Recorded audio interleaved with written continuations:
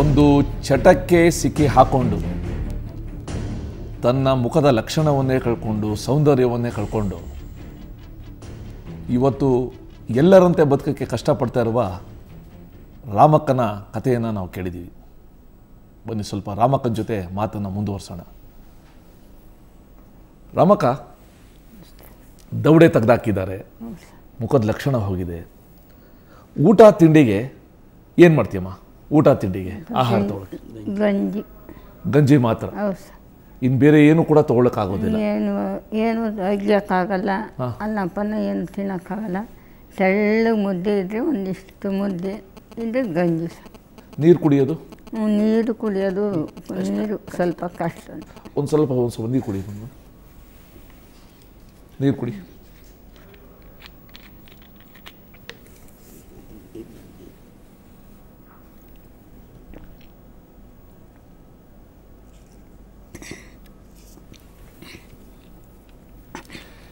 ಶಂಕರಪ್ಪನವರೇ, ನಿಮ್ಮ ಪತ್ನಿ ಈ ರೀತಿ ಒಂದು ಮಹಾಮಾರಿ ಕಾಯಿಲೆ ಸೇರಿಕೊಂಡು ಆಗಿದೆ.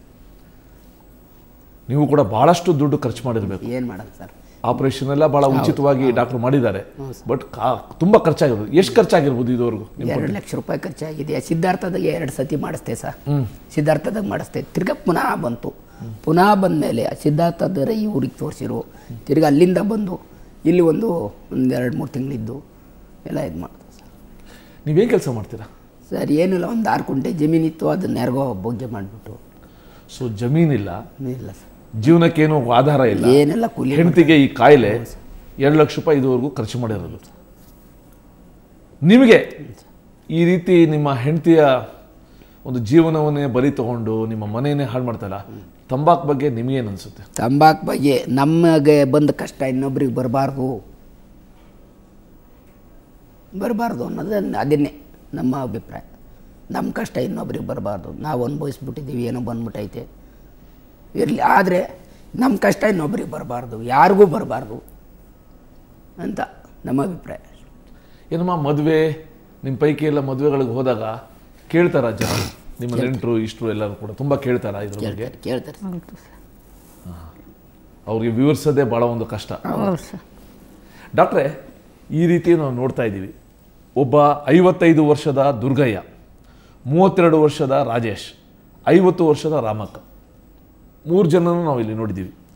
ವಿಶೇಷವಾಗಿ ನಮಗಿವತ್ತು ಯುವ ಜನತೆಯಲ್ಲಿ ಈ ಒಂದು ಪಿಡುಗು ಇಷ್ಟೆಲ್ಲ ಇದ್ರೂ ಕೂಡ, ಇಷ್ಟೆಲ್ಲ ಅವೇರ್ನೆಸ್ ಇದ್ರೂ ಕೂಡ, ಜಾಗೃತಿ ಇದ್ರೂ ಕೂಡ ಜಾಸ್ತಿ ಆಗ್ತಾನೆ ಹೋಗ್ತಾ ಇದೆ.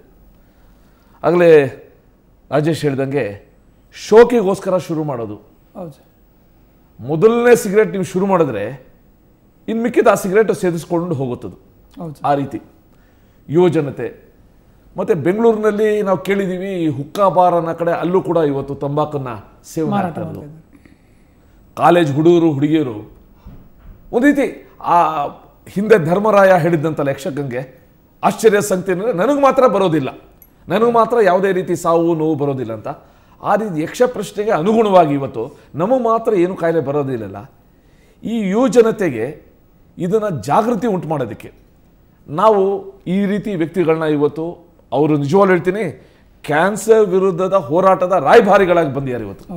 ಅವ್ರನ್ನ ಉಪಯೋಗಿಸ್ಕೊಂಡು ಇನ್ನು ಯಾವ ರೀತಿ ಜಾಗೃತಿ ಉಂಟು ಮಾಡ್ಬೋದು? ಸೊ ಮೋಸ್ಟ್ ಇಂಪಾರ್ಟೆಂಟ್ಲಿ ಎಜುಕೇಷನ್ ಸಿಸ್ಟಮಲ್ಲಿ ಈಗ ಆಲ್ರೆಡಿ ಎಜುಕೇಷನ್ ಡಿಪಾರ್ಟ್ಮೆಂಟಿಂದ ಐ ಥಿಂಕ್ ಒಂದು ಅವ್ರು ಕೆಲವಾರು ಸ್ಟೆಪ್ಸ್ ತಗೊಂಡಿದ್ದಾರೆ. ಕರಿಕ್ಯುಲಮಲ್ಲಿ ಅಂದರೆ ಟೀಚಿಂಗ್ ಕರಿಕ್ಯುಲಮಲ್ಲಿ ಅದನ್ನು ಹಾಕಿ ಪಾಠ ಮಾಡಿಸಬೇಕು. ತಂಬಾಕು ಬಗ್ಗೆ, ಹಾಗೆಯೇ ಶೇರೆಗಳ ಬಗ್ಗೆ, ಆಲ್ಕೋಹಾಲ್ ಬಗ್ಗೆ ಮಾಹಿತಿ ಎಜುಕೇಷನ್ ಸಿಸ್ಟಮಲ್ಲಿ ಬರಬೇಕು ಹೇಳಿ. ಯಾಕಂತ ಹೇಳಿದರೆ ಆ ಸಿಸ್ಟಮಲ್ಲಿ ಬಂದುಬಿಟ್ರೆ ಅಲ್ಲಿಂದನೇ ಅದು ಒಂದು ಸಿಸ್ಟಮಲ್ಲಿ ಇವರಿಗೆ ಅರ್ಥ ಆಗುತ್ತೆ. ಯಾಕಂದರೆ ಮೆಜಾರಿಟಿ ಹವ್ಯಾಸಗಳು ಈ ಮಕ್ಕಳು, ಯುವ ಜನರುಗಳು ಇತ್ತೀಚೆಗೆ ಮಾಡಿರೋ ರಿಸರ್ಚ್ನ ಪ್ರಕಾರ 10 ವರ್ಷದಿಂದನೇ ಶುರು ಮಾಡ್ತಾರೆ, ಅಂದರೆ ಕ್ಲಾಸ್ 5ಇಂದ. ಸೊ ಕ್ಲಾಸ್ 5ಇಂದ ತೆಗೆದು ಈ ಚಟಗಳದ್ದು, ಹವ್ಯಾಸಗಳದ್ದು ಅವರಿಗೆ ಅಭ್ಯಾಸ ಆಗೋಗುತ್ತೆ. ಸೊ ಆ ಸ್ಟೇಜಲ್ಲಿಯೇ ನಿಲ್ಲಿಸಬೇಕು. ಯಾಕಂದರೆ ಅವನು 20 ವರ್ಷವರೆಗೆ ಬಂದರೆ ಮತ್ತೆ ಅವನು ಈ ಹವ್ಯಾಸಗಳನ್ನು ಮುಟ್ಟುದಿಲ್ಲ. ನನಗೊಂದು ಡಾಕ್ಟ್ರೆ ಒಂದು ಹೇಳೋದೇನು ಅಂದರೆ, ದುರ್ಗಯ್ಯ ಒಂದು ಹಳ್ಳಿಯಿಂದ ಬಂದಿರೋ, ಹೌದು, ರಮೇಶು ರಾಜೇಶು ಪಾವಗಡ, ಈಗೇನು ಶೆಟ್ಟಿಹಳ್ಳಿ ಅಂತ ಒಂದು ಗ್ರಾಮದಿಂದ, ಇವರೆಲ್ಲ ಗ್ರಾಮಸ್ಥರು. ಆದರೆ ವಿದ್ಯಾವಂತರಲ್ಲಿ ಇದ್ರ ಬಗ್ಗೆ ಎಲ್ಲ ಎಷ್ಟು ಅವೇರ್ನೆಸ್, ಸಿಗರೇಟ್ ಮೇಲೆ ಇಂಜುರಿಯಸ್ಟ್ ಹೇಳ್ತಾನೆ ನಾವು ಓದೋಷ್ಟು ವಿದ್ಯೆ ಇದ್ರೂ ಕೂಡ ಯಾಕೆ ಇದು ವಿದ್ಯಾವಂತರಲ್ಲಿ ಕೂಡ ಹೆಚ್ಚೆಚ್ಚು ಈ ಚಟ ಜಾಸ್ತಿ ಆಗ್ತಾ ಹೋಗ್ತಾ ಇದೆ. ಇದನ್ನು ನಾವು ತಡೆಗಟ್ಟೋದು ಹೇಗೆ? ಸೊ ನೀವು ಹೇಳಿದ್ರೆ ಎಜುಕೇಷನ್ ಕಾರ್ಯಕ್ರಮ ವಿದ್ಯೆಗೆ ಮತ್ತು ಇದಕ್ಕೆ ನಾವೇನೋ ತಿಳ್ಕೊಳಕ್ಕೆ ಸಾಧ್ಯ ಇದೆಯಾ? ಸೊ ನೀವು ಹೇಳಿದ ಮಾತು ನಿಜ ಸರ್. ಈಗ ಎಜುಕೇಷನ್ ಇದ್ರೂ ಕೂಡ ನಾವು ಈ ಹವ್ಯಾಸಗಳನ್ನು ಇದು ಮೊದಲಾಗಿ ಇದರ ಕಾರಣ ಏನು ಹೇಳಿದರೆ ಅಡ್ವರ್ಟೈಸ್ಮೆಂಟ್. ಈಗ ನೀವು ನೋಡಿದರೆ ಕಂಪನೀಸಲ್ಲಿ ಅಡ್ವರ್ಟೈಸ್ಮೆಂಟ್, ಅದರಿಂದಾಗಿ ಕಾಟ್ಪಾ ಲಾ ಪ್ರಕಾರ ಅಡ್ವರ್ಟೈಸ್ಮೆಂಟನ್ನು ಕಂಪ್ಲೀಟಾಗಿ ಈಗ ನಿಷೇಧ ಮಾಡಬೇಕು, ಬ್ಯಾನ್ ಮಾಡಬೇಕು ಹೇಳಿ ಮಾಡಿದ್ದಾರೆ. ಅದರಿಂದ ತುಂಬ ಇಂಪ್ಯಾಕ್ಟ್ ಉಂಟು. ಅದನ್ನು ಬಿಟ್ಟು ಮಕ್ಕಳಿಗೆ ಅಂದರೆ 18 ಇಯರ್ಸ್ ಕೆಳಗೆ ಮಾರಾಟ ಮಾಡಬಾರದು. ಯಾಕಂದರೆ ಇದು ತುಂಬ ಇಂಪಾರ್ಟೆಂಟ್ ಸ್ಟೆಪ್. ಈ ಏರಿಯಾದಲ್ಲಿ ಅವರು ಮಾರಾಟ ಮಾಡೋಕ್ಕೆ ಕಂಟಿನ್ಯೂ ಮಾಡಿದರೆ ಆ ಚಟಗಳಿಗೆ ಬಲಿಯಾಗುವ ಚಾನ್ಸಸ್ ತುಂಬ ಹೈ ಆಗಿರುತ್ತೆ. ಡಾಕ್ಟರ್ ವಿಶಾಲ್ ರಾವ್ ಹೇಳಿದಂಗೆ ನಮ್ಮ ಜನ ಜಾಹೀರಾತಿಗೆ ಮಾರು ಹೋಗ್ತಾರೆ, ಜಾಹೀರಾತಿನ ತಳುಕಿಗೆ ಮಾರು ಹೋಗ್ತಾರೆ.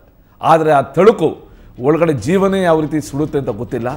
ಇದ್ರ ಬಗ್ಗೆ ನಾವು ಮತ್ತೆ ಇನ್ನಷ್ಟು ಚರ್ಚೆ ಮಾಡೋಣ ಒಂದು ಬ್ರೇಕ್ ನಂತರ. ನೀವು ಸೇದೋ ಸಿಗರೆಟ್ನಲ್ಲಿ ಯಾವೆಲ್ಲ ಕೆಮಿಕಲ್ಸ್ ಇರ್ತವೆ ಗೊತ್ತಾ? ಅವನ್ನ ಎಲ್ಲೆಲ್ಲಿ ಬಳಸ್ತಾರೆ ಅಂತ ಗೊತ್ತಾದ್ರೆ ನೀವೇ ಛೀ ಅಂತೀರ. ಸಿಗರೆಟ್ನಲ್ಲಿ ಇದೆಲ್ಲ ಇರುತ್ತೆ. ಬೆಂಜಿನ್ ಪೆಟ್ರೋಲ್ನಲ್ಲಿ ಇರುತ್ತೆ. ಇದು ಫಾರ್ಮಲ್ಡೈಡ್ ಶವಾಗಾರದಲ್ಲಿ ಬಳಸ್ತಾರೆ. ಅಮೋನಿಯಾ ಟಾಯ್ಲೆಟ್ ಕ್ಲೀನರ್ ಆಗಿ ಬಳಸ್ತಾರೆ. ಏಸ್ಟೋನ್ ಉಗುರು ಬಣ್ಣ ತೆಗೆಯೋದಕ್ಕೆ ಬಳಸ್ತಾರೆ. ನಿಕೋಟಿನ್ ಕ್ರಿಮಿನಾಶಕಗಳಲ್ಲಿ ಬಳಸ್ತಾರೆ. ಕಾರ್ಬನ್ ಮೊನಾಕ್ಸೈಡ್ ವಾಹನಗಳ ಹೊಗೆಯಲ್ಲಿರುತ್ತೆ. ಆರ್ಸನಿಕ್ ಇಲಿ ಪಾಷಾಣದಲ್ಲಿರುತ್ತೆ.